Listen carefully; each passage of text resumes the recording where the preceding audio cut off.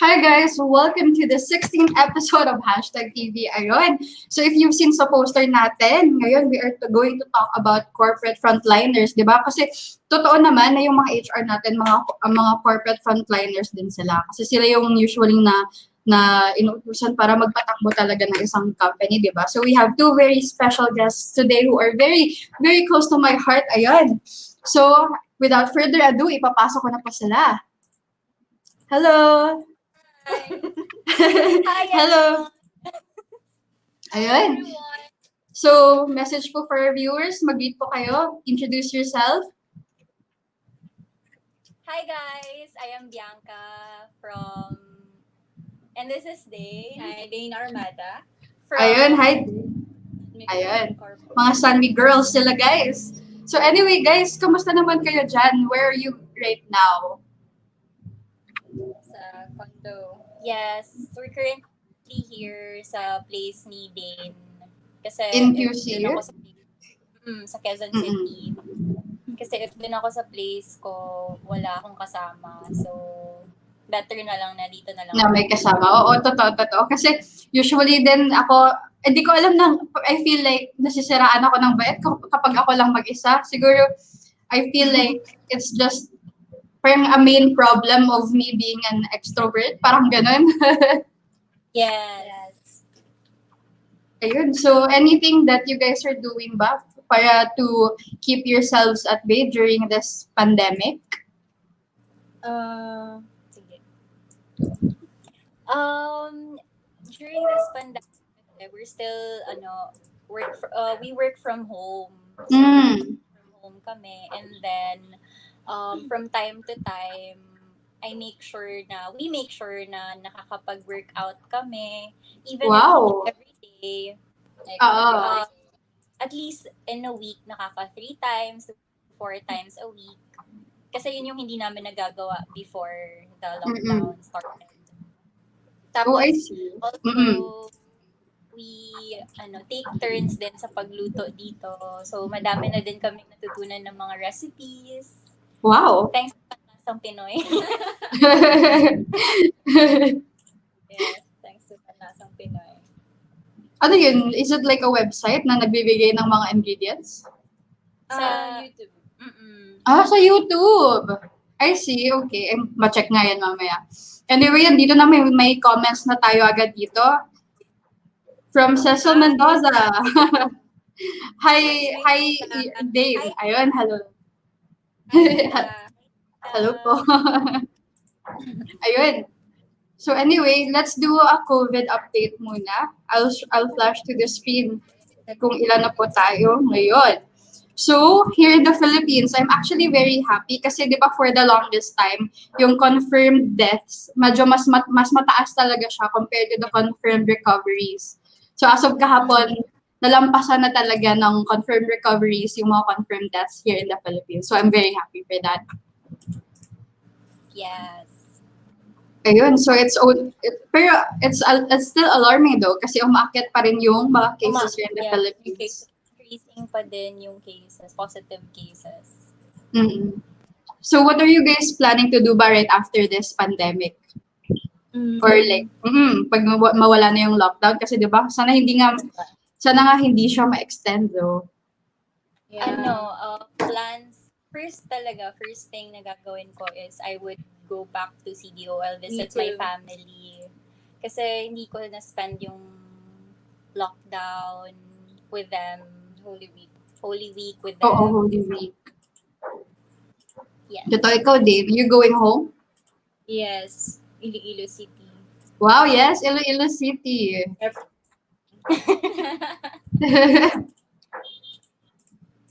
Yeah. So what was your first reaction when the president implemented the ECQ? Parang were you guys alarmed ba for your own safety? Kasi I'm pretty sure kasi kami dalawa ni Bianca, we were chatting each other. Hindi talaga namin sigurado kung uuwi ba talaga kami sa kanya-kanyang province. Yeah. At first, 'di ba before the enhanced community quarantine, parang pa lang, hindi talaga total lockdown at first. Pero in my mind, sabi ko na I think it's better if talaga total lockdown para din naman yun sa lahat ng tao. And then worry ko lang is though yung mga tao na walang syempre yung homeless people, Yeah. wala silang Totoo. saan sila stay, 'di ba? Yun yung naiisip ko din at that time, yung in-announce ni President Duterte. Totoo. Ikaw din, how did you feel? What was your first reaction nung in-implement yun? Well, no choice but to comply para maiwasan yung increase ng cases. Kasi before like mga 200 lang, and then yung nung nagkaroon tayo ng one positive na case, medyo alarming na. What more ngayon na medyo everyday like ang daming increase ng mga cases na positive cases. I see. Di ba you guys mentioned kanina na work from home kayo? Kaya usually kasi this week, parang we moved our time slot talaga to 4 p.m. para to parang lessen the traffic here on the internet. Pero surprisingly, it's because you guys work from home and then fixed pa rin yung yung schedule niyo, right? Yes. Oo, 9 to 6 pa rin. So how even after the schedule, nag-answer pa rin ako ng clients kasi may mga concerns and increase pa rin after 6 p.m. Yes. Like ako din, ongoing din yung hiring ko sa isang plant. I see. So it's a bit difficult, no? Kasi this is our new norm, eh. I mean, iba yung normal natin before and normal natin ngayon. We have to adjust din talaga to this enhanced community quarantine. We always have to kasi syempre, you guys are corporate frontliners, so you really have to you really have to go the extra mile in order to get your clients or your employees parang smooth pace ba? Yes. Tsaka hindi din kasi 'di ba, we have to answer clients' inquiries and then we have to make sure na masagot namin yung mga inquiries nila, especially regarding PhilHealth kasi may iba na Totoo. talaga yung masama talaga yung pakiramdam, and then we have to before the lockdown talaga we prepared na the MDRs na kailangan nila if ever they got admitted. Tapos as in parang 1 week before the lockdown began. So nag-prepare na talaga kami for the employees. And then yung plan din if ever matuloy yung total lockdown or yung ECQ. Like kung paano yung payroll ng employees, like paano yung OT pay nila, paano siya na-compute. So Grabe, ang dami nga pala talagang kailangan i-prepare when you're from HR, no? Parang, how did you manage to parang shift the mindset to, okay, I need to focus on myself versus I need to focus on the more people, like yung mga employees? Kasi syempre, ikaw din mismo siguro, I'm pretty sure you guys were also panicking for yourselves, eh. Yeah. Siguro balance lang din ng time management. Yes. Kasi hindi mo naman maiiwasan na meron ka talagang gagawin for example, si Dane, nag-grocery siya. And then at the same time, nag-work pa rin naman siya, like, ina-answer pa rin sa email, sa mga messages ng clients. Tapos especially if may mga pinapagawa yung bosses. So, ganun talaga. Time management talaga siya. I see. Okay. So, since nag-work from home kayo, I don't know about you guys, pero kasi ako pag nag-work from home talaga, parang medyo nahihirapan talaga ako maging productive. And I feel like, alam mo yun, nandyan lang yung bed mo, tinatawag ka lang dyan, tapos parang gusto mo na lang humiga. And we all know kung anong mangyayari pag humiga, makakatulog talaga tayo. So kayo guys, how do you, meron po ba kayong mga work from home tips to keep you guys productive? We usually wake up at 8:30 a.m. Yeah. And may listahan kami kung ano yung gagawin for kasi kahit work from home dapat productive pa din, and then may mga like reports. I see. And then also before pa mag-start yung for example, like today, dapat for yesterday, meron na kaming set of things or list ng things na kailangan namin ma-achieve for the day. So, for example, ako, I had 3 interviews kanina and we also had a learning session or Wow. meeting Mhm. sa HR. So, kailangan mo lang talaga, kasi at the same time, even if hindi pa tayo makakapag-process talaga ng mga candidates, for now, meron naman kasing resource na for phone interview. And then sometimes din pag nag-request yung managers ng Skype interview, pag gusto nila talaga makita yung candidate. So, I see. So basically, you guys, parang ways to keep you guys productive usually is to wake up pa rin on time. Kasi medyo hirap yun, no? Wake up on time lagi and then you have to have your own schedule for the day or pero mga at to-do least hindi list. na kami maliligo. Grabe. Hindi na Anong kami oras? maliligo. Ay, alam niyo na guys ha, si Bianca hindi daw po naliligo. After ng work, Mm. so 7 isang ligo na na lang. kami naliligo, 7 p.m. Yung sometimes break naman. Mga 5. On a normal day ba? What time do you guys have to wake up? Me, I Early talaga early, si 5:30. Kasi I have to travel pa from my place going to the office. So, 30 to 40 minutes travel time, including the traffic. I Ako see. mga 7. Kasi, Walking lapit. distance lang naman eh. 7 walking distance. Okay, at least. So ano yun, when you're working from home, do you guys still do your makeup? Nagbibihis pa rin ba kayo? Or maybe pareho din kayo sa mga memes? Yung mga sa memes na sa taas lang yung maayos. Oo, like ngayon, kung alam nyo lang, naka-shorts kami sa baba. Naka-pajama si Dane. Nakapasama din. Pero yun, pag pumupunta ako ng planta, so yun, I have to wake up early kasi may traffic pa din and then may checkpoint kasi sa Antipolo yung planta na ngayon yung pinupuntahan ko. So, Antipolo. Okay, so Parang- that's... parang ang nakakapanibago na ang aga ko ulit naligo. So speaking of which, paano pala yung food nyo dyan? So may isa lang na tao lumalabas? Yes, si Dane. 1 per household lang eh. Yeah. So paano, do you guys already know how to cook ba? Before this quarantine? No. So, one thing na... Shane, alam mo yan. So, yun, one thing na, hindi na kami kakain sa labas, like, every day. Kasi kami ni Bianca, after work talaga, mall, and then kain sa labas. Which is very nice.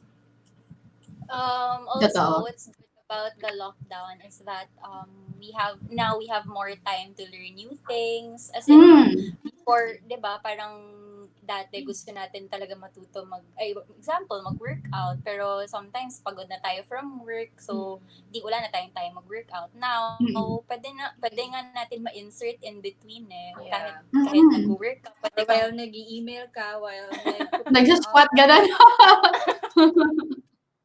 So yun, especially cooking din. As in, dati ko pa gusto matuto, but ngayon lang ako nagkaroon ng opportunity talaga. That's good. Kasi feeling ko all of us will get new skills after this quarantine, 'di ba? Lalo na yung about sa cooking na 'yan. Actually, ang dami ko nga ding mga articles na nakikita na how to cook pancit canton 16 ways. Mga ganon, girl. Iba na talaga. Ayun, we have here some people. Shout out naman po kay Ma'am Sheena Paula Mendoza. Hi, Dane and Bianca. From Ma'am Tiger watching. Hello po, Ma'am Miriam. I'm still looking forward for a guesting po with you. Very avid watchers din po yan si Ma'am Miriam. Ayan. So guys, since we've already talked about kung how you guys stay productive, so I was wondering kung yung work arrangement here is definitely work from home. And Dane even goes to yung mga plants, right? Work from home, yung sa plant. Ako? Sa Mm-mm. plant. Si Dane lumalabas pa nga Yeah. for... Mm-mm. Like, nung April 1, kasi I think may new employees kami, 200 something Wow. employees. Okay. Kailangan kong mag-assist sa deployment. And ID nila, IATF ID, para maka-travel. Okay. So, medyo mahirap ngayon kasi right now it's lockdown. So, how do you Yeah. usually go about it? May mga tao naman na-tap na kayo for that? Or ikaw pa rin Yes. na, at Yes, least, I mean, may start date na lang yung April 1 na yun. okay. So, I was also wondering, so, since you guys said kanina na you guys are from SMC, so I want to ask then, for you guys, what makes SMC different, or what made you stay there or want to stay there? Kasi we all have this, like, a lot of big corporate companies, di ba? So what makes SMC different for you? Siguro for me, being an established corporation, I think they really make sure na inaalagaan nila yung employees nila, and then at the same time yung mga colleagues din namin parang they become our family na din kasi 'di ba we work away from home, so sila na yung second family namin. Family niyo. Yes. And then they make sure kasi talaga na even sa lockdown hindi naghihirap yung employees, like they still get compensated, tapos Hazard pay. Wow, okay. So, ibig sabihin, one secret din pala of companies in order to have employee retention is kailangan mo talagang alagaan din yung employees mo, right? yes, To make them usually- feel na, ano yun, Bianca? Very important. Mm-mm. And then usually then during the interviews, pag nagka-conduct kami ng interviews, parang yun Mm-mm. talaga yung number one na hinahanap ng mga applicants or candidates. Mm-mm. Totoo. Mm-mm. And then, yun, nabibigay naman ng Company, SMC, ng yeah. company. Minsan sobra.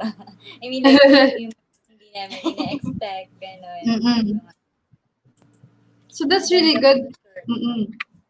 Kasi other people, di ba, the reason why they leave then as well is parang why they leave their own companies is that they feel like hindi na ma-maximize, for example, na ma-maximize yung efforts nila pero hindi sa kanila napapa-feel na they are important or that their efforts are being seen, di ba? At least San Miguel is doing something very different and something very important to keep their employees there. Ayun. So Bianca, by the way, I want to ask you guys, was San Miguel one of your parang hinahanap-hanap talagang mga corporates when you first looked for a job?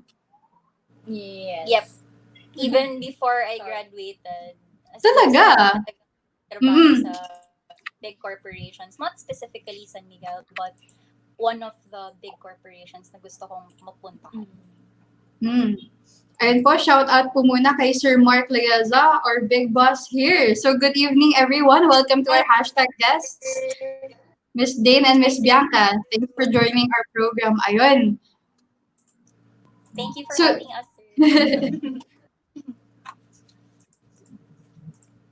Okay. So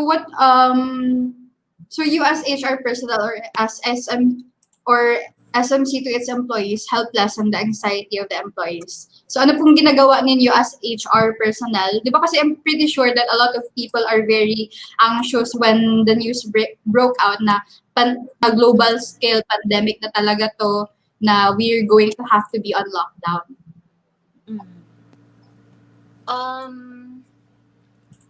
We reach out to our colleagues and, parang make sure na nandyan ka kasi hindi mawawala yung anxiety na rin talaga. And And then every week din, kinakamusta namin sila, our clients. Tapos, Mm-mm. make sure, like for example, may kailangan silang medicines. They have the chance to get it, to have it reimbursed after the lockdown. Also, meron din kaming teleconsulting services for our employees. At least they can tap someone, 'di ba? At kapag when they feel a little anxious, or at least parang one thing less on their mind to worry about, like medicines, 'di ba? Or like mga unanswered questions nila in their heads. Kasi sometimes, 'di ba, the anxiety because of this pandemic leads to a lot of parang unanswered questions or uncertainty sa atin. Kaya medyo it's a good thing na may mapupuntahan tayong mga tao in order for us to get our answers. Yes. And then in this case, yung HR talaga yung malalapitan ng employees. So we make sure na we keep in touch and do our job well. Were you guys scared as parang, I mean, were you guys scared na to be a frontliner for this pandemic? Ano yung reaction niya na you have to, na okay, kailangan talaga natin to gawin, guys. Tayo as HR personnel, we need to do this. At first, sabi ko, parang hindi namin to kaya as na mag-work from home, yung HR, parang hindi kaya na mag-work from home kasi may mga paperworks kami na hindi nagagawa, tapos may mga sobrang daming pending na hindi namin nagagawa kasi yung pwede lang namin gawin ngayon, yung mga interviews, schedule, yung mga answering inquiries, email inquiries, tapos like yung hiring of new people, new employees, hindi namin magagawa, mapopostpone siya after the lockdown pa. Like in case na meron akong pending na almost 150 applicants na hindi for endorse for medical, pero kasi nag-close yung clinic and then kailangan pa nila mag-wait until na ma-hire and kailangan kasi mag-medical before talaga deployment. So, ayun yung na-delay sa recruitment ko. I see. Kaya it's difficult din talaga, no? So, when do you guys project this lockdown would end? Feeling nyo ba ma-extend pa rin ba to? I hope not. Sana hindi.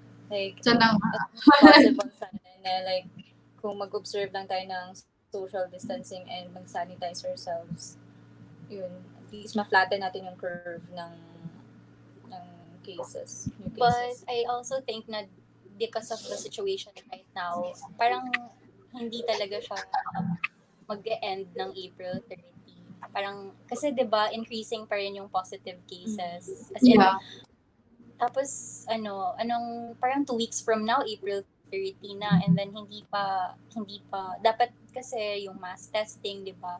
Nag-start na. Oo, and nag-start pa lang siya April 2014. So, hindi talaga natin ma-assure na by April 30 tapos na to. So, kami, nagpe-prepare na rin kami for the possible. For the just in case na hindi talaga siya mag-end on the end of April. Yeah, that's very true. Kailangan talaga ng each company ng business continuity plan. Anyway, I do hope that people do stay inside kasi it's here in QC, here in Morato area, and like I'm telling you guys, sobrang daming tao. Kahit tagatap na talaga kanina yung ulan. Ang dami pa rin on the streets. So it's getting my anxiety a little high kasi alam mo yun, parang I feel like they're not helping the situation. Yes. Kahit yung mga cars madami pa din. Like pag lumalabas ako, parang it's a normal day lang. Na May traffic pa din. Totoo. Pero ako, hindi na ako nakakalabas since March 20. Dahil ba yun? Grocery kami. Nag-grocery kayo. Was ma-off topic lang, no? So, when you go to groceries, ano usually yung mga staple yung binibili? Like, as in yung, ito talaga yung mga food na bawal mawala. Junk food. Or Bianca chocolates. Yeah, Bianca chocolates. Ano ba yung binili ko? Nachos. Nachos. Coke, tapos beer daw. Ay, syempre. Dapat tangkilikin ang Before sariling that. inyo. Before the liquor ban. Yes. Actually, oo, 'di ba? Kasi tayong feeling ko, ang dami ko ng mga kaibigan actually na naghahanap na talaga ng ng inom. I'm pretty sure kayo din, feeling ko after this, after this lockdown, one of the first things that I would want to do is probably get a beer with my best friend. Parang ganon. True. Kasi, di ba, sobrang tagal. Mm-mm. Dapat pala nag-stock na tayo ng mga beer. Yun nga hindi naman natin Oo, like 5 cans lang nabili namin. Mm-mm. Oh, by the way, di ba, I just wanted to ask if it is true. Is it mas mura ba yung beer inside San Miguel or yung mga alak inside San Miguel? Yes. Yes. Yes, it is. Yes. Like Yeah. yung isang bucket, magkano? 100. 100 Hindi plus siya lang. lagpas ng 150. No way. One bucket for 150. Di ba, Bianca? Kasi I've experienced drinking with Bianca. Usually yung mga isang bucket is 300 plus. Oo, Yeah. 300. Pero since sa loob lang ng company, siguro for the Cheaper. employees lang din. Benefit. Yeah, it's great actually. Oo. At least, di ba, mababawasan yung gastos din at the same time inside. Like Ayun. pag Friday, di ba Bianca? Yes. Pag Friday Tsaka talaga. nakaka-drink kami inside the company. No way. Kasi di ba in other Yes. companies, as in parang bawal uminom within the premises, bawal mag-work while drunk, mga gano'n. Pero after work naman allowed. After work lang pwede. Oh, I see. Okay.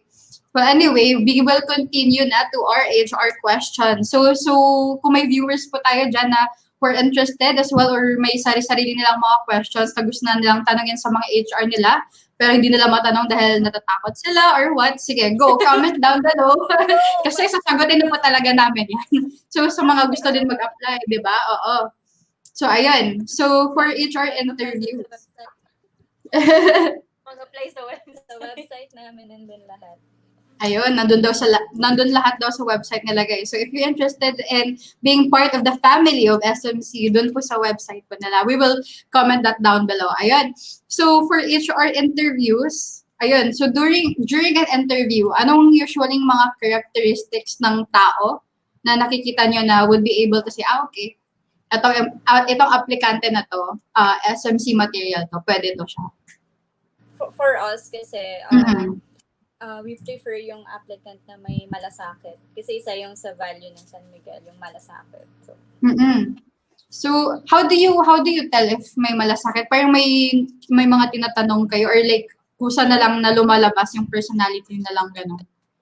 pag nag-ask ka ng questions during the interview na, like nag-ask ka ng situation and then kung ano yung ginawa niya, if yung ginawa niya ba is para ba sa lahat or para lang sa sarili niya. ganun. Pwede. And then you can also tell kasi if parang ginagawa lang niya yung answer niya or sincere talaga yung answer niya. Oh, I see. Is there a way para malaman bang sincere yung isang tao? Like eye contact maybe or what?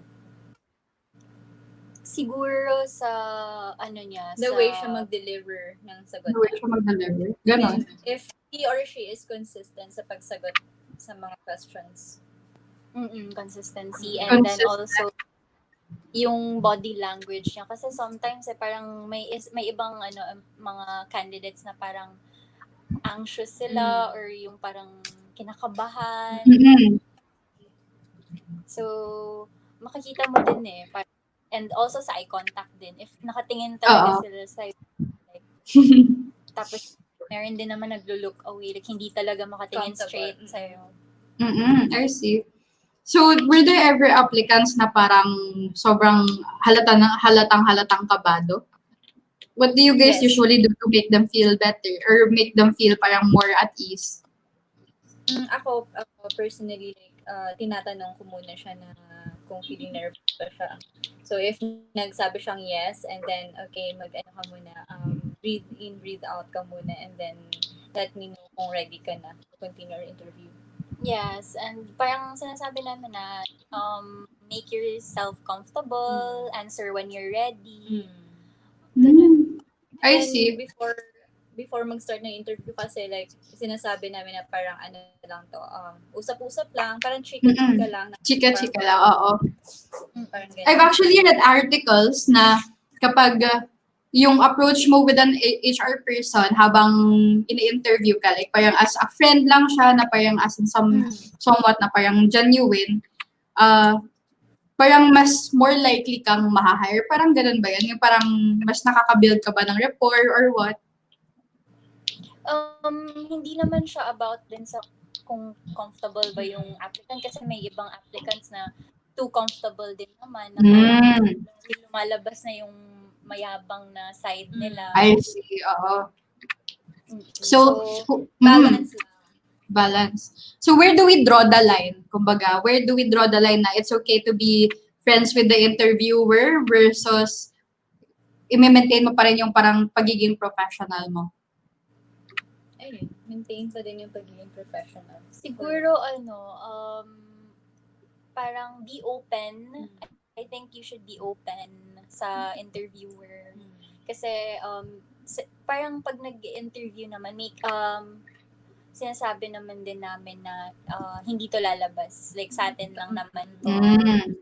And then, just be comfortable. Tapos, at the same time, dapat si interviewee, dapat din siya, like, sinasabi, honest din siya sa mga sinasabi niya, and consistent din siya. I see. Okay. So that's what happens if they say na, yes, I'm a little bit anxious. So what happens kapag nilulunok nila yung pride nila, sasabihin nila na, hindi po, and are you nervous? Ay, hindi po. What usually happens? Usually, mas nagsishake mo sa siguro nag-a-adjust na lang din kami sa applicant. Oo.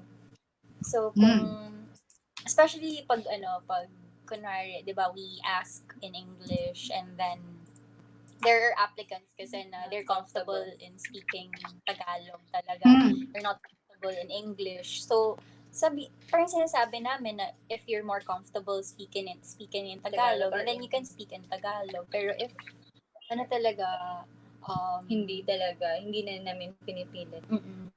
I see.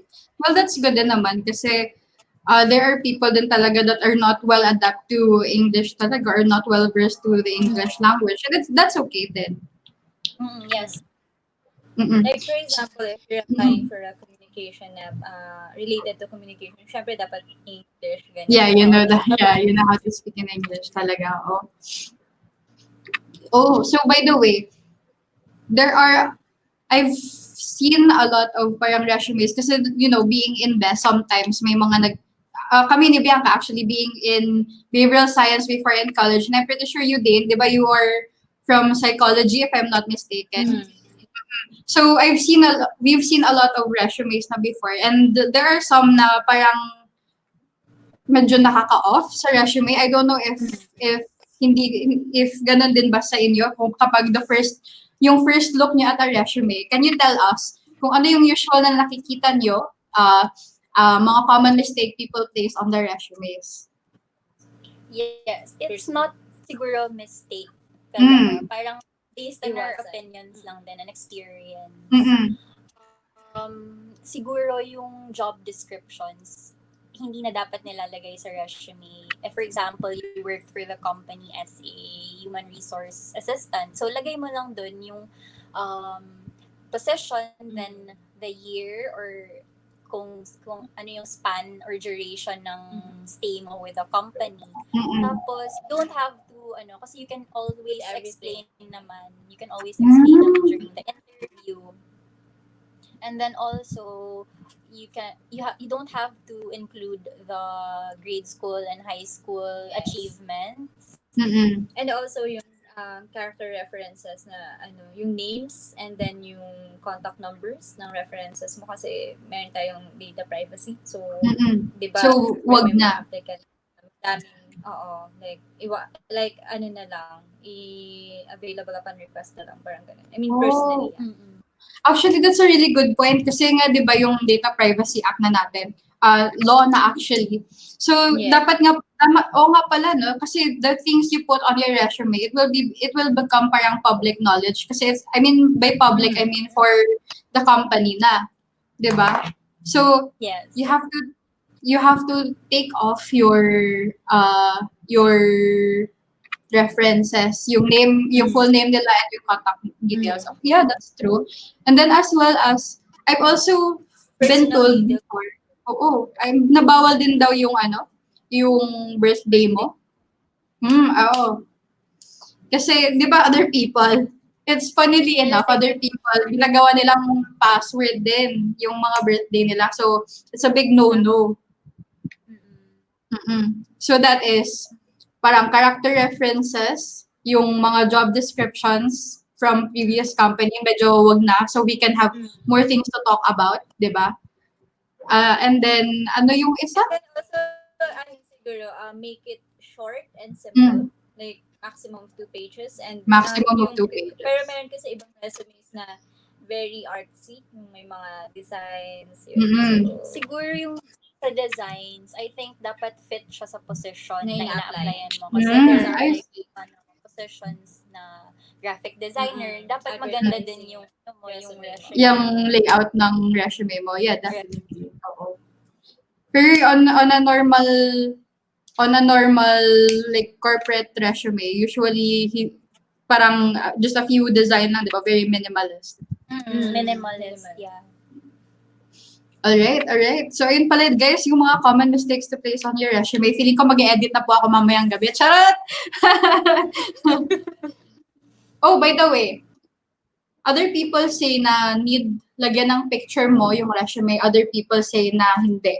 So, which is it? Lagyan ng picture. I see. Kumbaga, yun yung unang nakikita ng recruiter. And then also, if there are resumes na meron kami na-receive na resumes na walang picture, we ask for their pictures talaga. We ask for them to email their pictures to us. I see. Okay, ganun pala yun. Okay. So, I'll keep my picture there na lang. Pero syempre guys, dapat updated and then yung updated. Totoo. Parang high school pa ata. High school. High school na mga 1 by 1. May selfie din. You guys received resumes na selfie? Yes, selfie yung photo nila. I see. Funny. So at least guys, alam na natin na dapat formal and then updated pictures. Hindi yung tipong neneng pa po tayo or di ba? Kung iba na po yung itsura ng buhok natin dati, di ba? Oo, hindi ka na ma-recognize. Ito ba to? Kasi sometimes yung iba na nagsasubmit ng photo, tapos during the interview, example, they're invited for the interview, iba yung mukha nila sa picture, sa resume, and then iba din sa personal. So, kailangan updated talaga yung photo mo. Well, there are other people din, di ba, B, na iba yung itsura nila sa picture versus in person. Yes, meron din talagang ganun. Pero yung iba kasi, yung parang hindi, sobrang iba talaga. Hindi na yung most recent photo na lang. Totoo. Feeling ko after this lockdown, a lot of people will also be having their pictures taken. Kasi feeling ko nagsisitabaan na tayong lahat, nagsisihaba na yung mga buhok natin. hindi na po ma-recognize, di ba, yung mga chicks natin, andyan na po lahat. Yes. Anyway, okay, so we're done with yung mga common mistakes for the resume. So, can you tell our viewers naman po yung mga usual na mga questions na tinatanong or yung ibang mga tricky questions na tinatanong and then how to answer them? Questions. Tell me about yourself. Kasi usually pag tell me about yourself, yung sinasabi nila yung nasa resume na nila. So we want something na parang about yung kung ano yung personality meron siya, and then their hobbies, interests. Yes. Interests. Let's see. To know the person, personal ano yun talaga, hindi yung work experience. Kasi pupunta din naman tayo dyan. Like, Pupunta din madidiscuss kayo na, doon. Pupunta din. Grabe kayo. Oo, basta pupunta din tayo dun sa work experience. Okay, so Yeah. so tell me about yourself. Ako kasi how I answered before, wait, tell me about yourself. Usually akala ko talaga na gusto nilang malaman is I worked in this company, I did this. 'Di ba kasi it's parang if you're applying for a job, parang ba't nila gusto malaman kung taga saan ako, kung sino nanay ko, yung mga ganun. Siguro, this is our opinion lang on how to Yeah, definitely. to Oo. answer the questions. But we won't say na this is true for everyone. Yeah. For Iba-iba din kasi styles ng mga each human resource recruiter, di ba? yes, iba-iba din yung style.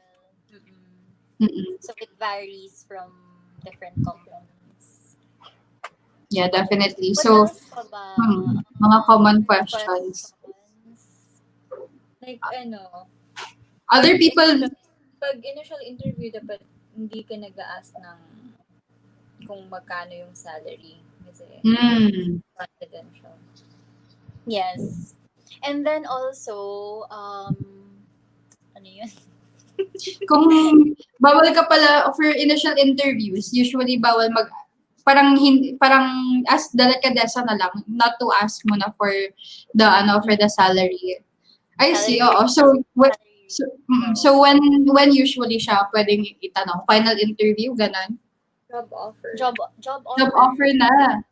I see. Okay. So kung sa job offer na itself, how would people okay, pag sa job offer ba kailangan then and there they sign na or not really? Depende kasi siya pag sa recruitment process ng each company eh. Like for I example, see.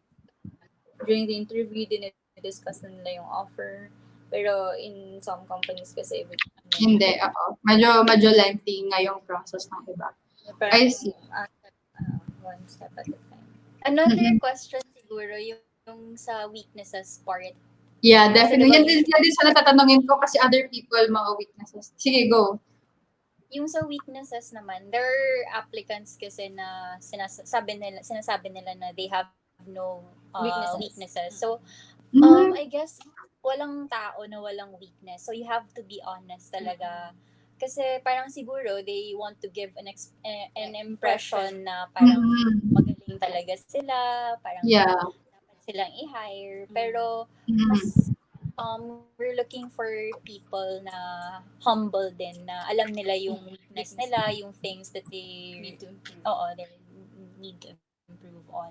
I see. So other people din kasi before kasi in my previous company kasi syempre for those people na may di ba na parang for people na who graduated college na usually ganun na talaga yung how they answer na what are your strengths, what are your weaknesses, usually mga skill based na yung sagot nila. For those people naman po na mga hindi pa halos nakapag-finish ng high school, so how do we properly answer ba yung what are your strengths and what are your weaknesses?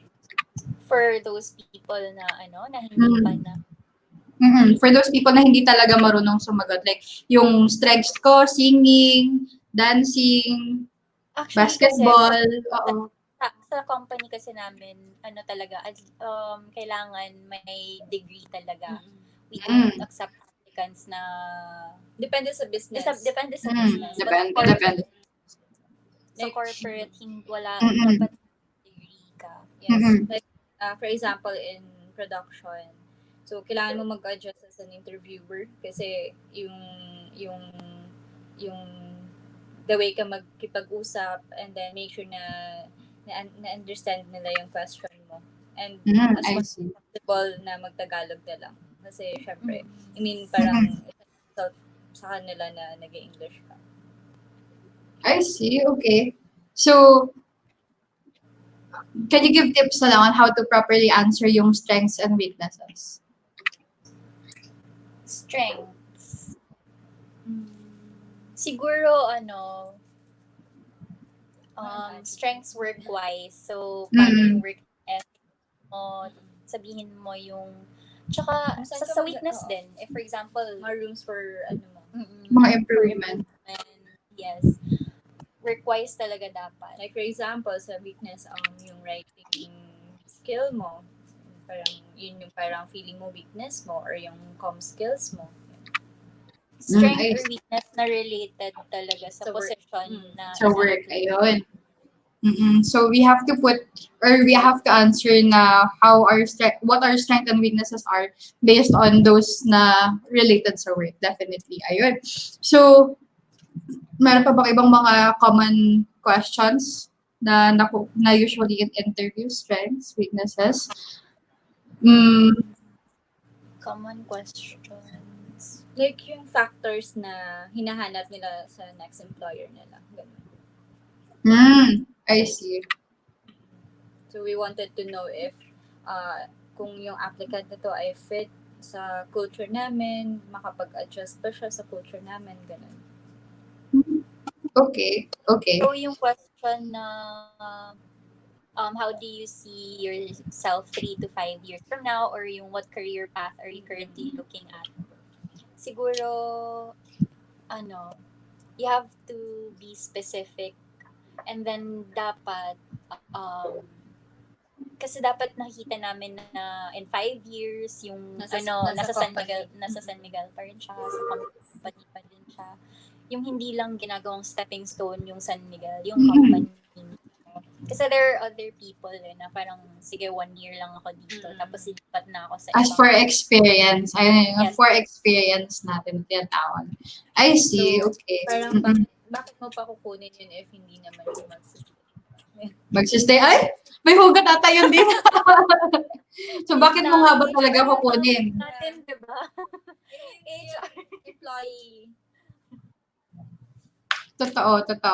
So anyway, so this is a bit off topic, pero I want to ask, what was the weirdest or best question you've gotten when you asked, do you have any questions for me? Kasi I know this is one of the common things din to ask. Weirdest ba or best muna? Best. Sige, best. Best muna. Best, if happy ako sa San Miguel, yun. And I said yes. Oh? And how was it working with the company daw? Kung ano daw, and pinadescribe sa akin yung work environment and the people I work with. Tapos, Yung what else? Best question. Kasi di ba people, I don't know, na-experience ko kasi when I ask them, do you have any questions for me? Parang mga out of this world yung mga tanong nila, parang totoo ka ba dyan? Wala pa akong experience na ganun, pero si Dane meron. Oh no! Na weird. Kasi konti lang yung kasi yung ko talaga, hindi sa recruitment. More on accounts talaga ako. I handle people talaga. So, minsan lang talaga ako nakapag-interview. Like, very few lang talaga yung na-interview ko during my stay. Parang magto 2 years ako. Less than 20 yung na-interview ko. Yes. Mga 50. Basta konti lang yung na-interview ko. So, ano ba? Best? Yung weirdest. Oh yeah, mga best. Ay, yung Kung meron pa kayo. Like yun nga, parang, di ba pag na-hire sa San Miguel, you have to be smart or parang ganun. So, sa tingin mo, bakit ka na-hire? Parang ganun. Bakit?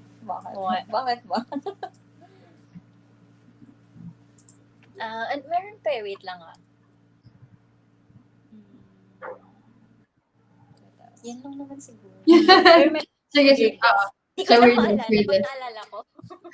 Sige, kwento mo mamaya. Yung weirdest ko nung tinanong ako ng candidate, ma'am, are you single? What? Single ka ba din? Sagot. Yes, I'm single. Yes, she's single, guys. Alam na. Wala pa akong weirdest question so far during my stay. Kasi yung iba, yung mga positive naman na mga questions. Tapos yung iba naman, wala daw silang questions. Tapos after niyan, like, sasabihin na lang namin, if meron kang maalala, just call us.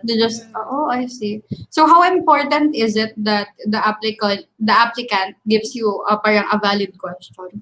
Parang mas may dagdag points ba yun? Or parang mas ma-remember niyo ba siya? Wala naman. For us, wala naman. I see. We have here some comments. Ayun. Hold on. Ayan. Sabi po ni Ma'am Zoltan, girl power. Ayan, yes. Mga Yes, corporate frontliners natin ngayon. Girl power. And from Sir Rene, good evening, ladies. Question. I remember several decades ago, I was interviewed for a job. I believe I answered correctly and they knew they were satisfied with it. Finally, they asked me if I have some questions for them. One interviewer suddenly changed her facial expression. Parang napangiwi. Siyempre, sinabihan ko, ako na they will just call me. Was it wrong not to have any questions for them? Ayun, we talked about it. Di ba kasi there are companies na medyo are expecting parang questions. Yes. Pero for us kasi, parang okay lang sa amin na nagtatanong. Para din kasi sa kanila yun, information for them. Yes, kasi other applicants then they ask kung ano na yung next step sa hiring process, tapos how long before sila ma-contact Or for baka the next level interview. Baka Okay lang wrong siya. timing lang siguro siya sa nag-interview sa kanya. Yes, baka Depende din, bad trip lang or wala sa mood yung Interviewer. Baka nagkataon lang. na yung mga interviewers, sobrang dami na na-interview for the day. So, kailangan maging understanding lang din tayo sa kanila kasi Nag-shuffle na yung mga questions sa previous candidate tapos and then sa next candidate. siguro hindi niya nagustuhan yung na-interview niya before sa kanya. Like, meron tayong tinatawag na effect niyan eh. I forgot the term. Pero meron What's that term psychological yan. term? Meron yan.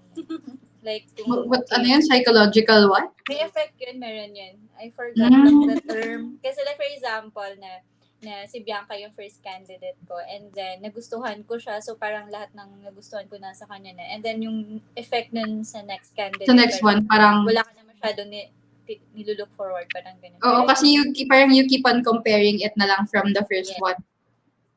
Pero depende pa din. Totoo. Kasi di ba even in contests, di ba, they said na kung sino yung usual na binabantay ng mga tao are the people na first and last. Swerte na lang kung magaling ka tapos nasa gitna ka, di ba? Kasi maaalala ka talaga ng mga judges. Pero yung usual kasi, di ba, is parang kung first kang lumabas pa, ikaw kasi yung magsiset ng bar eh. Di ba? And then yung last person to go out kasi fresh pa sa memory nila. May question pa. Question pa. Yes. From Sir Rene, follow-up ata. Another question I asked was, what is this company all about? Mali yun. Sir Rene? Siguro, iba lang siguro yung pagkaano mo ng pagtanong mo. Oh, I think Sentence. Yung pag-construct ng sentence, parang masyadong blunt na parang hindi ka ba Hindi ka ba naniniwala sa company namin? Bakit? Oo. Yung impression kasi ng interviewer niyan, parang, bakit ka nag-apply? Hindi mo pa na alam. One tip for the applicants, dapat mag-research muna ng company before pumunta ng interview. Yes. Ayun, Sir Rene, So, how important is it? How important is parang knowing the company? Kailangan ba na as in from bits to bits, alam mo about the company or?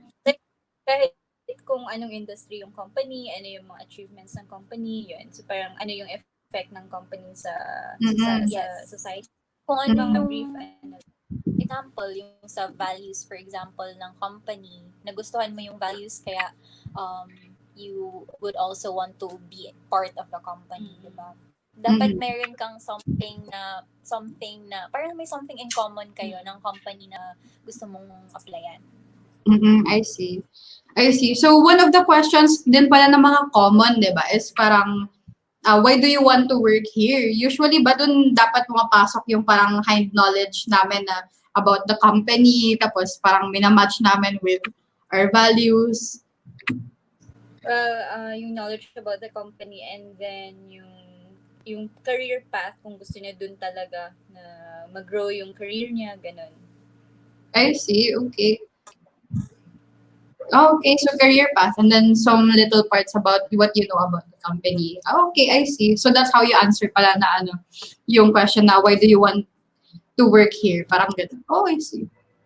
Kasi, di ba, there are parang ito na guys ha, parang ito na yung mga HR hacks natin. Kasi parang lahat tayo parang we are all just grasping around kung paano ba natin talaga sasagutin to or just at least we have somewhat parang a scope and then in of one company's HR perspective, di ba? So ayun, also have another comment. Medyo mahaba na naman to. So medyo magsisilip-silip na lang kami ulit sa taas. Wait lang guys. Ayun. Si Ma'am Tere Bueno, she said, "Hi to all. Good evening, Miss Dane and Miss Bianca. If there's something good about this COVID-19, if there's something good about this COVID-19 crisis, it's that employers were forced to trust their employees." Totoo. How do you deal with this and up to what extent are expecting employees to deliver? Ayun, parang 100% pa rin ba on your normal day when you're physically at work or Siguro kasi like for us, our company kasi they make sure na um nabibigay nila yung kailangan namin as employees. So, in return, what we can do is to provide or parang give them or parang nabibigay pa rin namin yung deliverables namin. So, sa boss namin, sa immediate superior namin. So, we make sure din na since nga nature ng work namin to really answer inquiries and then make sure na okay yung employees. Siguro yun yung pwede namin gawin as HR. I see. Okay, In so my case naman, mm-mm. since I'm handling recruitment, ayun, kasi meron akong new employees na wala pang ATM. So, I mean, bago pa, parang no proper na orientation. So, dapat pag may questions sila, dapat masagot mo agad. And then, may mga questions sila about paano yung sahod nila, sino yung employees, gano'n. So, ngayon, madami akong natatanggap na questions dun sa mga employees na bago. I see. Okay. Good pala yun. Okay, so since we've learned kanina kung paano yung mga question in terms of an interviewee's perspective, how about sa mga fellow HRs po ninyo dyan ng mga what are questions that HR recruiters should avoid? Ayun. Kasi before, parang napag-usapan na natin yan, Bianca, di ba, na I went to an interview once and then one of the trickiest questions I've ever had to answer was that, why should we not hire you? So, medyo na-off ako or I don't know, parang I felt like it was a little bit of a cocky move from that specific HR person, di ba? Kasi in San Miguel, we have, parang format ng tinatanong questions. So, kailangan may mag-stick dyan. And then, additional questions na lang pag may mga other informations. I see.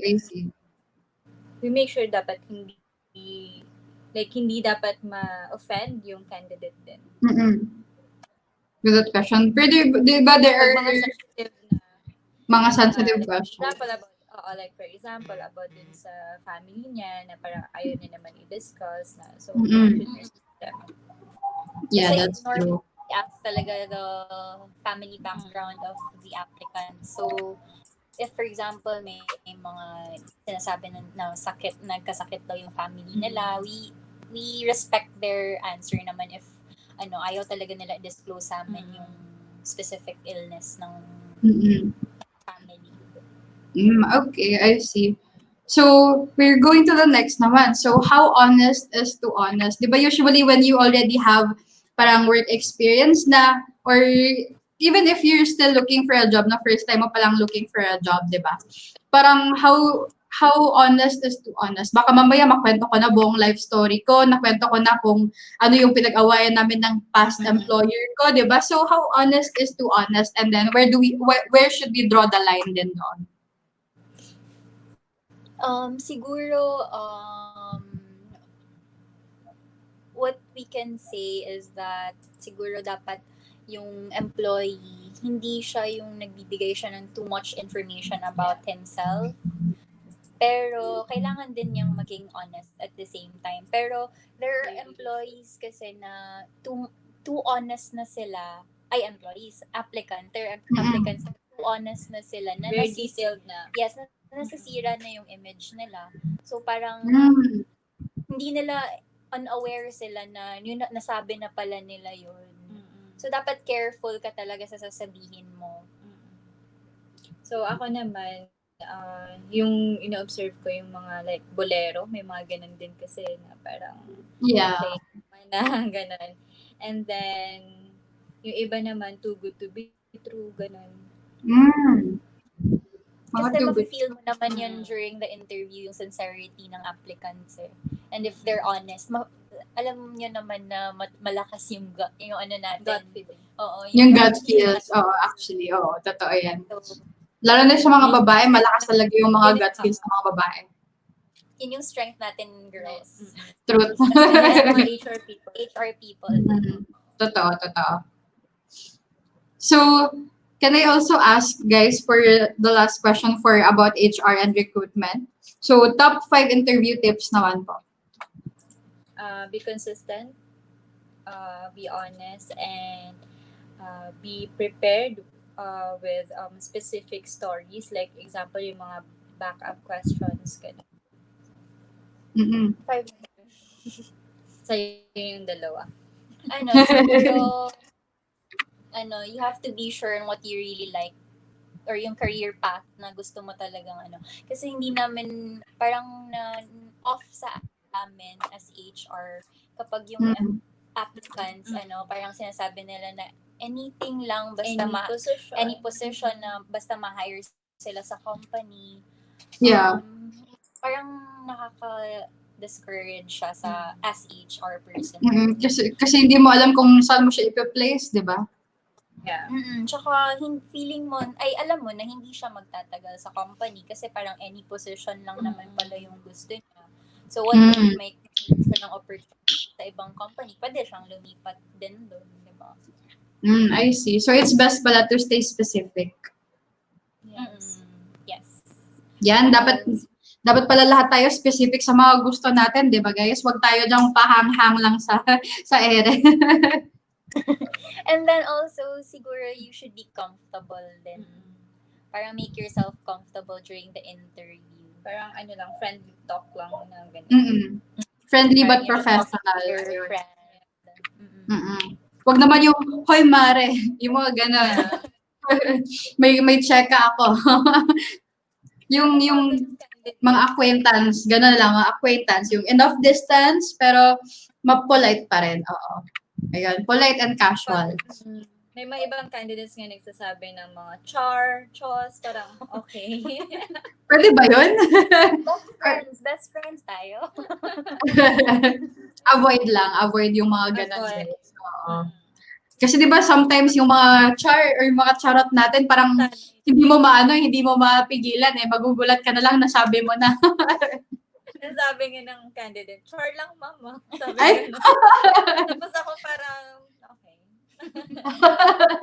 Char lang mama. Alright, let's move to our employee relations questions naman. So, 'di ba, one of the most notorious things kasi in almost every company talaga, medyo mahirap talaga yung gossiping, 'di ba? Like, kahit 'di ba sa mga series natin na pinapanood, like Friends, How I Met Your Mother, or kahit saan, usually ganun talaga yung medyo madami talagang mga cases like that. So, as HR personnel, I'm pretty sure medyo kayo yung nakakaalam ng medyo madaming mga issues or almost all of the issues. So, how do you minimize naman na yung gossiping in the office? Ano yung pwede niyong maibigay ng mga reminders to other HR employees out there? Siguro, 'di ba, hindi naman natin talaga naiiwasan yung gossip in the workplace, but what we can do siguro is we should know kung sino yung ito-trust natin sa workplace. Kasi dapat din careful tayo sa mga sinasabi natin kasi sometimes feeling natin na friend na natin yung tao, pero hindi pala, diba? So, kailangan talaga alam mo kung sino yung ito-trust mo. I see. And as well, not everyone is guilty of this. So, parang it's a character issue kasi. the character issue, yeah, that's true. Siguro we should open yung parang mga communication na mga like kung paano maiwasan, and then number one is mag-build ng good team. Totoo. Meron tayong naririnig na gossip, huwag na lang natin i-spread, diba? Totoo. Tayo din as ourselves, diba? Kasi din, parang, as HR employees, parang example tayo sa company. So, tapos, sometimes tayo pa yung nagsastart ng gossip. Mahirap yun na nanggaling sa atin. So, huwag na lang natin i-spread if, for example, meron tayo dumating sa atin. I see. Totoo. Kasi, di ba, it's difficult kapag no one is there para manita. Or like, sisitahin na, uy guys, wag na. Or like, or someone out there needs to also speak out na, okay, tama na tong, we have to stop talking about this issue right here. So, we're heavily relying then on our HR personnel, di ba, to safeguard man kung sino man yung affected dun sa mga issues na yun. Ayun. So, for the next question naman, di ba we have, as a big company, like as a big company, di ba SMC definitely should have a lot of people from different generations. We have the boomers, Gen X, millennials, tapos ngayon papasok na rin siguro yung mga Gen Z natin, di ba? Kasi I think 1997 Gen Z na, di ba Bianca? Si Bianca. So millennial na pala. Yes, you're a millennial, Gen Z na kami kasi gitna yung 1997 sila yung boundaries for Gen Z, for Gen Z and millennials. Oo. So may distinct differences ba per generation? Tapos could you parang share to us kahit konti lang na paano how to maintain good relations with mga each generation. Kasi syempre, iba yung way of thinking ng millennial versus a boomer. So, paano yun? Kung may issue ba sa office, nagkakatalo ba kayo? Or kung may importanteng problem that needs to be solved, magkaiba sila ng solutions? So, no two persons are the same naman. So, you have kailangan yung isa dun is open-minded and capable of with different personalities. I see. Siguro, kasi 'di ba pag millennials, meron tayong mindset na YOLO, ganun. So, iba naman yung mindset ng anong tawag dun sa Gen X? Baby boomers, iba naman yung mindset nila. So, siguro, sa workplace, kailangan, we have to adapt. Open to change. We have to adapt to the people we work with. So, kailangan, if we want na maintindihan nila tayo din naman, kailangan din natin silang maintindihan. And also, we have to be nice to everyone. Pero, nice meaning, hindi yung parang magpapa-api ka na lang. Kasi nice ka talaga. You have to have your stand din minsan.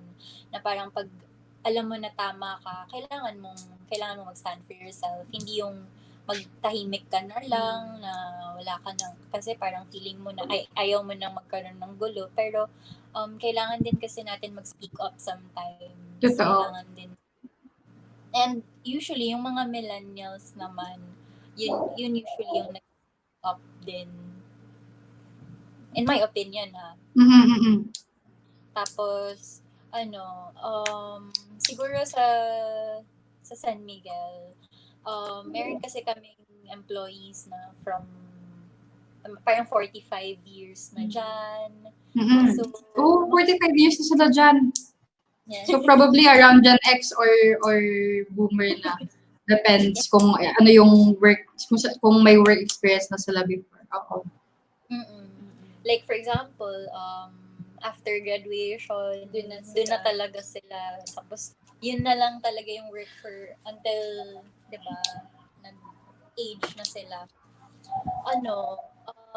Yun, you have to be nice to everyone. And Oo. be open-minded. Well, anyway, kasi di ba naririnig yung wang-wang na yun? Diyos ko, araw-araw yan dito sa may QC.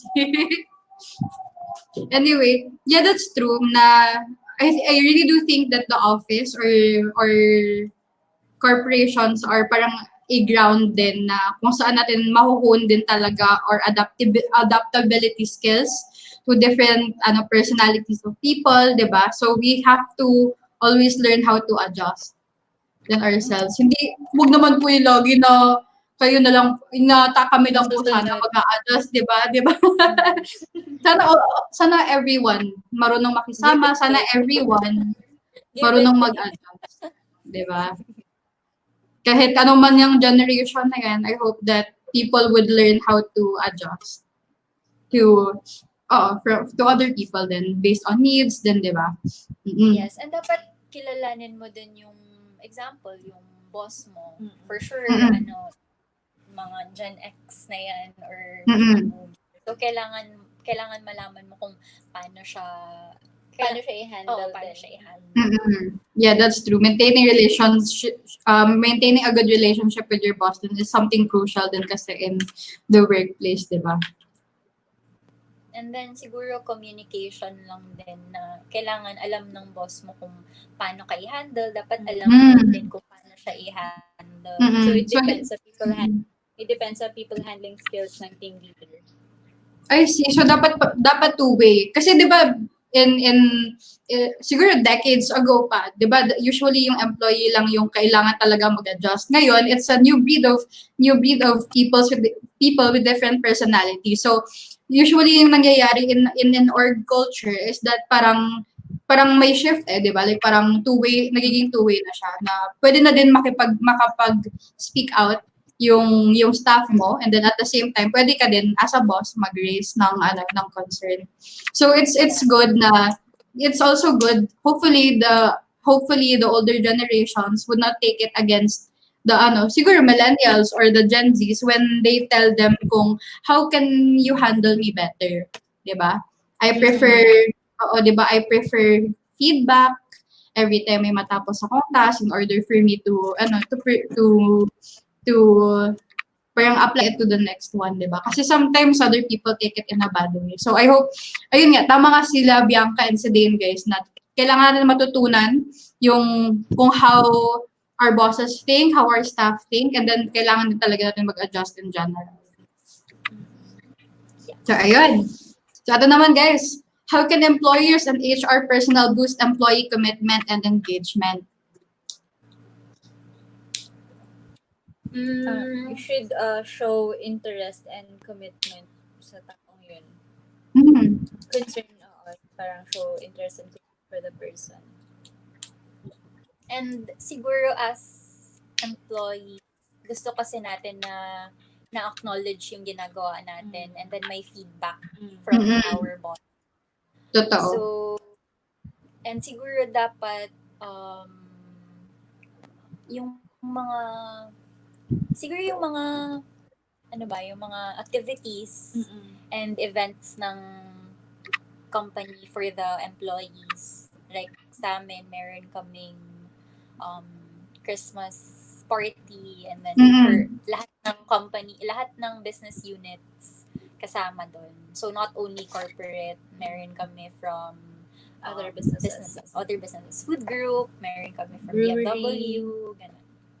Oh, that's so nice. Okay, so in order for us to boost employee commitment, you have to parang give them feedback and to make sure na to give credit where credit is due. Definitely. Value them. We have to learn how to value them, di ba? Kasi, And then be generous sa pag-praise sa kanila. Kasi di ba there are people who are fueled by parang intrinsic motivation, di ba? Mas na-fuel sila, mas ginagalingan nila kapag nafe-feel nilang they're getting the praise that they deserve, di ba? Yes. And then if ever, di ba, pag nagbibigay ng feedback sa atin, we know kung ano yung kailangan natin i-improve sa sa work ethics natin. So, at Totoo. least makapag-adjust na tayo, and then alam na natin kung the next time, ano na yung dapat natin gawin. Totoo. Kaya it's very important din talaga yung feedback. And then yung open communication between you and your boss. Kasi it's where growth cultivates, di ba? It's where you develop as a person, where you develop your career din, di ba? Kasi dun yung growth Yes. So, dapat open din yung both the manager and the staff. Staff nila. Oo, totoo. Sila sa staff. Sana all may ganong, I wish na everyone would have that kind of healthy environment at work, di ba? Kasi let's face it, yun yung ideal, di ba? Ideal is that meron tayong two-way, and then parang both of those people parang they understand each other, nag-a-adjust, pero it's not necessarily that way. So I do hope that sometime in the future or near future, magiging mas understanding lahat ng mga companies, be it manager or staff. Ayun. So what employee engagement projects does SMC do, and which are your favorites? So na-mention na kanina ni Bianca yung Christmas party. Meron pa po na nag-trick or treat din po ba kayo or something? Yes. And then meron din kaming Battle of the Bands. Wow! Wala pala yung singing, sorry. Singing contest na parang group. And then meron kaming dance competition. And also we have like chill night, Friday chill night activity, parang ganun. Lang cool. Okay. May mga, like for example, Mother's Day. We also celebrate Mother's Day. Oh, that's so sweet. Oo, Mother's Day, Father's Day, binibigyan namin yung employees ng simple treats lang naman. Like cake, gano'n. Tapos I remember also, Biang, nung nag-birthday ka, you also brought home a cake. Yes, may cake. Yung chocolate. Yeah, I remember that one. Yes, may cake kami pag birthday. Also, pag girl ka, may flowers ka din. May bouquet ka. Alam, sweet. Okay lang pala maging single, guys, pag employee ka ng SanMig, guys. Kasi may bouquet kang inuuwi talaga. Sobrang sweet, sobrang sweet. So, ano naman yung mga personal favorites nyo? Kami kasi every Friday, like, meron kaming group sa office, kami ni Bianca, sa Inuman group. Inuman group. We call it Funny Friday kasi dapat funny ka, and then yung mga kasama dun is from other businesses din. So, may chance na mag-meet. To get to know them. Yes. Like mga HR people then from other businesses. Wala, that's so cool. Okay. So, parang kayo lang ba nag-organize? Ano yun? Christmas party sa'yo, Biang? Yes. Kasi Yes. madami kang makikita na new people, new faces, and then, may mga games din, and then nag-i-invite din ng mga endorsers ng San Miguel. And then, basketball players, nandun din to perform. Sports fest. Kaya, sobrang gusto ko yung Christmas party. Yung sports fest? Meron. Ay, oo, yung Christmas party. Meron din sports fest. Supposedly, okay. This month na yun. Oo nga pala. Speaking of, paano yung mga events na naka-originally planned? Since because we're all in lockdown. I-move siya. Imagine if all of your events, lahat bumagsak sa December. Everyday iba-iba yung event. Pag sa December pa nag-resume, no? Joke. Sana wag naman. Kaya nga we want everyone to stay inside na lang din, di ba? So that this would end sooner talaga. Okay, guys, last question. Common challenges HR face and what HR personnel would want their employees to understand. Mga challenges nyo in handling employees, tsaka may mga misconceptions ba na HR, ganito yung HR, dapat nakatakutan? Sige, go, Bianca. Siguro as HR kasi, parang the employees feel na alam ng HR lahat. So when it comes to IT problems, Lahat like kami. internet problems, lahat sa amin na Parang tinatanong. in general, kay HR tayo pupunta. Oo, pag may mali sa computer mo, si HR yung tatawagan natin. Pag may like for example, ano pa ba? Yung sa payroll kasi different, hindi sa HR yung payroll eh. So pag may concern sa payroll, sa HR din pupunta. Parang you have to know or understand na yung alam lang namin is yung yung employee, siguro pwede din naman na lumapit ka sa amin. Pero you have to know kung ano yung purpose talaga ng concern mo. So, who the right people should to ask. yes. Kasi if IT related, meron naman tayong IT people na pwede natin lapitan. And then, siguro din, parang na-understand ko din naman yung side nila, yung mga employees. Kasi, siguro mas comfortable sila na tanungin yung HR. Kaya sa amin sila lumalapit. Nilalamig na ako. kasi syempre like yung ng mga employees, yung HR kasi sila dapat yung parang lalapitan. Well, dapat naman.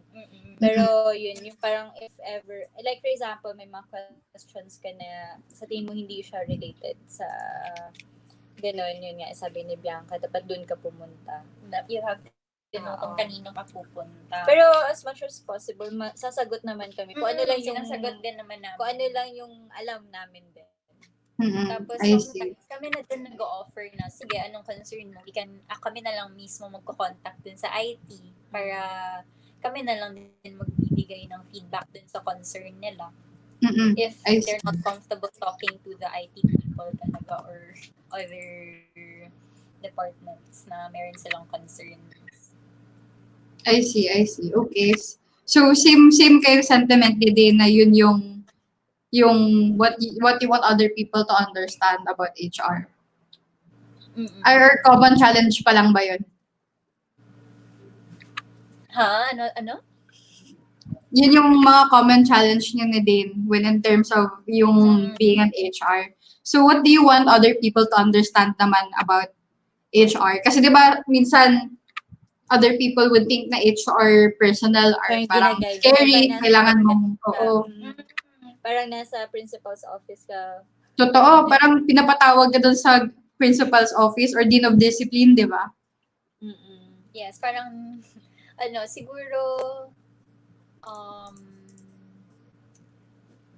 alam lang nila dapat kung hindi naman strict yung HR eh. Alam mo lang dapat kung kasi as HR people talaga kailangan alam ng employees na approachable ka. If they have concerns, they can go to you. Tapos like simple lang, just follow company rules para wala kang parang issue din. Kasi pag like for example, hindi ka na follow ng rules and regulations ng HR or ng company, syempre sisitahin ka and then doon na nabubuo yung impression nila sa HR na parang sumbong kita sa HR, parang gano'n, diba? So dapat hindi. So if nagpo-follow ka lang ng company rules, wala tayong problema doon. Ayun. Yun naman pala guys eh. So if you just follow company rules, wala namang problema. So kung may makita kayong HR, wag naman kayo sumimangot or tumakbo or what, 'di ba? They're just humans and they're just doing their jobs at the end of the day, 'di ba? Totoo naman. Yes, all right. So thank you so much Dane and Bianca for guesting for tonight's show. We've learned actually a lot. And then nasasagot naman po yung mga tanong namin with regards to interviews, with regards to HR and employee engagement. Ayun. So thank you guys again. So I hope to see you guys soon. Thank you, Shane. And hashtag. Stay safe. Stay safe. So goodbye greetings na guys sa mga viewers natin. Thank you so much for having us. And we hope na nakatulong kami dun sa konting alam namin. Yes, kasi parang lang din eh, parang kakastart lang din ako, kakastart ko lang din sa job ko as HR. So, parang konti lang din yung alam ko. And we hope na you learned something from And from then tonight's session. if applicant ka pa lang, at least meron ka ng tips kung paano. Totoo. Gusto mag-apply. Andun pa sa website pa nila. Website Ayun. nila. Alright. Thank you guys. Ingat po kayo. Thank Thank you, you, Shay. Shay. Thank Bye-bye. you. And guys, so I hope you did learn a lot from today's session, di ba? Ganun pala yung mga different hacks kung paano tayo sumagot on job interviews. Yun pala yung mga ways na kung paano dapat tayo naglalagay ng mga information sa mga resume po natin, di ba? So, actually, San Miguel is actually one of the companies that are trending right now, which is really, really good, di ba? Kasi fighting this COVID, they've actually done a lot of things, di ba? May mga in-implement ulit nila yung Nutribon. Sila actually, di ba, from our previous na mga sessions, sinabi na natin na sila yung one of the pioneers na yung distilleries nila, ginawa nilang manufacturing ng alcohol, yung rubbing alcohol ba? Kasi di ba, we had a lacking of those before. Kaya definitely, San Miguel is one good company, and narinig niyo na din before from their employees, di ba? Na inaalagaan din talaga sila doon. So, ayun. So, if you guys are interested, tama nga naman talaga. Nandun lang po lahat sa website nila if you guys are interested or if you want to know kung anong mga positions are open. Ayun. So, guys, thank you so much for being with me for tonight's session. Naging 7 po kasi work from home din po sila. So, ayun guys. So, please do like our page, #Philippines, our YouTube channel, #online advertising and e-publishing group. As well as kung may questions man kayo, please do comment or kahit i-message nyo po yung page namin, okay lang. Or kung may inquiries kayo, or gusto niyo ng collaboration, or may inquiry, or gusto niyo malaman kung ano pong ibang mga products na meron kami, do drop us an email at sales@hashtag.com.ph. Ayun guys. So, thank you so much again for being with me tonight. And I will see you guys tomorrow. Ayun, so tomorrow nga pala guys, I would like to plug, mayroon po kaming special new segment. It's called TGIF on the Spot. Ayun, so may bago po kayong mga hosts, si DJ Kiko Malyari and si Ma'am Shigivli. Ayun, so tomorrow, so if you've already seen kanina, nandun, nakapost na po yung poster for tomorrow. I'm sure na mag-enjoy talaga kayo tomorrow kasi it is definitely something down to earth, at the same time funny, and full of surprises. So I really do hope you guys would watch tomorrow. So ayun guys, so see you next time. Bye-bye po.